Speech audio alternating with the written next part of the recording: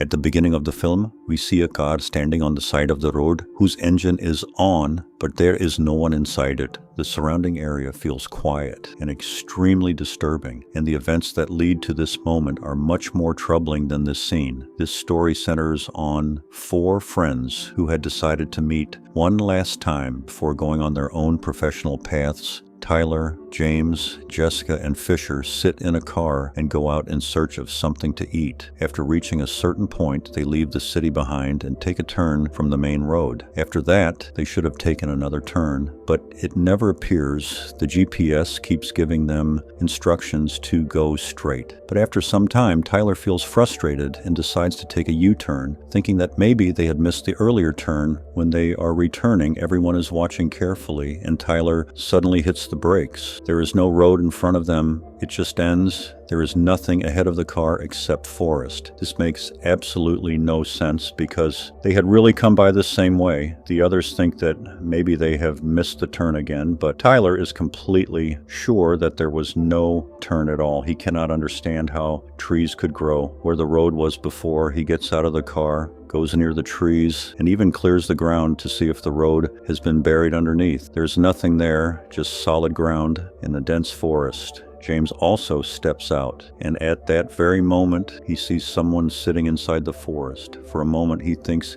he is seeing an illusion, but then everything turns into chaos. Suddenly, a group of people comes running from the forest and surrounds the car. They are panicked and screaming for help. More people start coming out from the forest behind them. James and Tyler stand frozen watching this scene, wondering what they are seeing. Then that group surrounds the car. The window on Fisher's side is open, and many hands grab his arm with so much force that deep wounds are formed. Jessica starts screaming, begging them to stop because they are almost destroying him. She jumps to the driver's seat, puts the car in reverse, and speeds backward. Tyler and James run in that direction so they can get back in on time. The crowd rushes toward the car again, but Jessica escapes with a clever turn and leaves them behind. This experience is completely terrifying. All 4 are shaking. Their hearts are beating fast, trying to understand what just happened without knowing where all those people came from and why they were so helpless. They keep driving, but Jessica notices something worrying. The fuel tank has become almost empty. Besides this, Fisher's hand is bleeding badly. They are forced to stop the car. Tyler quickly ties a cloth tightly around Fisher's arm so the bleeding can reduce. Then it happens again. People come running back and attack the vehicle. Jessica once again speeds up the car and drives away at full speed. But now all 4 are in shock because these are not the same people as before.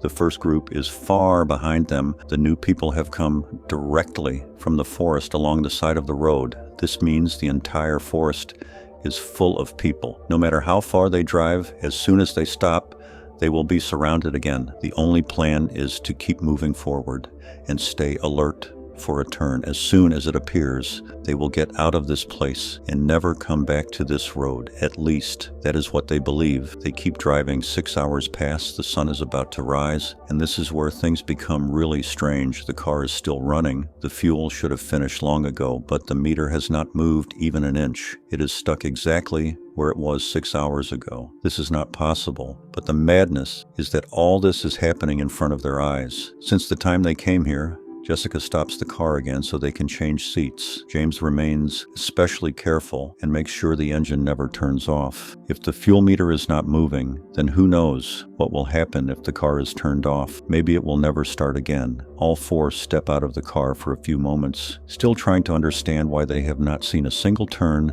in so much time. Once again, people start coming out of the forest. As soon as they see this, everyone jumps back into the car and Tyler speeds away. At this moment, they can no longer ignore it. They have to talk about what is happening, a road that never ends, a car that keeps running continuously, people sitting silently in the forest who go crazy only when the vehicle stops and runs straight toward it. This question comes to their mind about what kind of place this is. James is the most sensible in the group and does not take the situation lightly. He suggests that maybe all 4 of them are already dead. Maybe the car had crashed last night and now they are trapped here. This could be the afterlife or some kind of hell. But when it is asked where the crash happened or when Tyler had hit the brakes, James thinks that the same moment could have been the accident because all this strangeness started right after that. Not only the things they are seeing, but something they are actually experiencing. Since then, none of them have felt tired. No hunger, no thirst, no need for sleep. Just like the car on the road, they feel themselves infinite, as if they are trapped in something that does not advance anywhere. They only know that they cannot stop driving. They will keep switching seats occasionally, will take breaks only for moments, will never turn the engine off, and will always keep an eye on a turn if it finally appears. They are obviously stressed, but at the same time, they have become bored too. They just listen to the wind and the sound of the car. The radio does not work, no music, and no one even feels like talking. They all are mentally drained, so they keep switching seats and keep driving. The only reason for changing drivers is that the person on the wheel can get a little rest. But the problem is that no one can sleep, no one feels tired. None of this makes any sense, and now it is clear that the turn is probably never going to come. Whatever this is, it is not ending. According to James, they are dead. But there is one big problem in that theory. Fisher's injured hand, it is healing, and this does not match with the idea that nothing changes here. If his wound is getting better, then maybe they are not dead. Still, no one has a better explanation. James starts suggesting other possibilities. Maybe they are drugged. Maybe they have fallen into some dimensional rift. Maybe they triggered some ancient curse without knowing. He asks the others to think deeply about this, and a doubt rises whether anyone has done something so bad that he deserves this. Fisher admits that he had told his mom that he is not religious, and it hurt her a lot. Jessica mentions that she had once tried to take her life, but James shakes his head. He wants something related to driving, like hitting someone or causing an accident, but none of them have done anything like that. Tyler insists that he made no mistake. James says the same about himself. He even apologizes to everyone if he has caused any harm to anyone. Maybe this will end the trip, but nothing happens. Then Tyler remembers something related to last night's driving that the others had forgotten. He says that he had broken up with his girlfriend because she wanted him to drive 3 hours just to get pumpkins.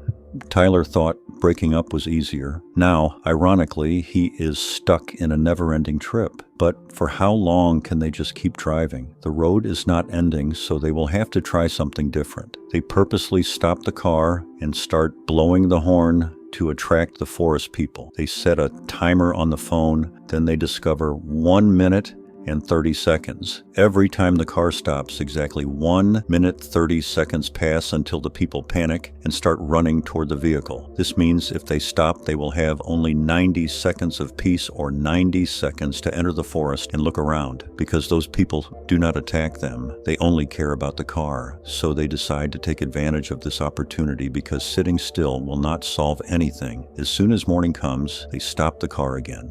Tyler sets the timer and rushes into the forest. He cannot go very far, but ventures enough to see what is outside. What he is able to observe is only forest in every direction, and here and there, people sitting or lying completely still, totally calm. But as the timer keeps running and the car remains stopped, these people start moving. They stand up one by one, and the panic starts again. Seeing all this, Tyler returns to the car on time, and they accelerate again. While speeding up, they check the bags inside the car and find a chocolate bar. Jessica wants to eat it, but James immediately refuses the idea. He says this is a bad decision. If she eats it here, then it might remain in her stomach forever. Now they understand the 1 minute 30 seconds rule, so they start stopping the car more often and use that time to test new things. They climb trees, enter the forest, observe the people, and even try some exercise. Then they realize an important thing. Even though they do not feel tired, they also do not have unlimited energy. At one point, they throw a piece of wood on the road. The plan is simple. If they see it again, then it means they are trapped in a loop, but the wood never reappears. So this is not a loop. The road is really just incredibly long. During these stops, they formulate a new plan: interrogation. Whenever they stop the car, Tyler and James run into the forest. At the same time, Jessica turns the car so that it is a little far away. This gives Tyler and James some extra time, because those people always run toward the car. This small time window has now become their biggest hope. All four start understanding that this strange place has a fixed pattern. As soon as the car stops, the people sitting in the forest slowly start becoming active, and exactly after 1 minute 30 seconds, they come into full panic mode and run toward the car. Tyler and James take advantage of this opportunity and enter inside the jungle. All around there is the same scary scene where people are sitting on the ground without any movement, as if time has frozen. But as the timer reaches near the end, their bodies start moving, and the atmosphere completely turns into a horror zone. Jessica keeps the car ready at a distance so that they can escape immediately if needed. Now, the biggest question is what this place actually is. Some parallel world, some curse. Or are they really dead? James tries to apply logic from every angle, but no theory fits perfectly. Fisher's hand slowly heals, and the wound gives a signal that they are alive. But everything else breaks this logic. Time keeps passing, and their mental condition starts getting worse. The road is not ending. The fuel never goes down. Neither hunger comes, nor sleep. This whole system is nothing like. Guilt starts increasing inside Tyler, and he feels that maybe his decisions of last night are the reason for this hell-like situation. The car is their safe house, and 90 seconds is their lifeline. As long as they keep moving, maybe they will remain safe. But the day they give up, those silent people of the forest will swallow them forever. And from here, their real fight, to know the truth of being alive and to get out of this endless with this very moment. The film also ends here.